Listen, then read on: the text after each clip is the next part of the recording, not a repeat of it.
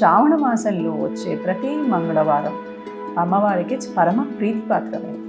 అయితే ఎవరైతే కొత్తగా పెళ్ళైన జంట ఉంటారో వారు ఈ శ్రావణ మాసంలో నోముని పట్టుకుంటారు. కొంతమంది నోములాగా చేస్తారు, కొంతమంది వ్రతంలాగా చేస్తారు. వాళ్ళకు ఉన్న ఆనవాయితీ ప్రకారంగా దాన్ని ఇస్తారు.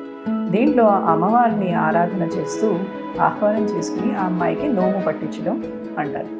నోము పట్టించడం అంటే ఏంటి? ఇలా పట్టుకొని ఇచ్చేయడం కాదు, ఆ అమ్మాయికి వ్రత విధానాన్ని నేర్పించడం కదా. కొత్తగా వచ్చింది పాపం, అమ్మాయికి ఏం తెలుస్తుంది? పెళ్ళికి ముందు ఇవన్నీ చేయరు కదా, పెళ్ళైన తర్వాతే కదా గౌరీదేవితోటి పని.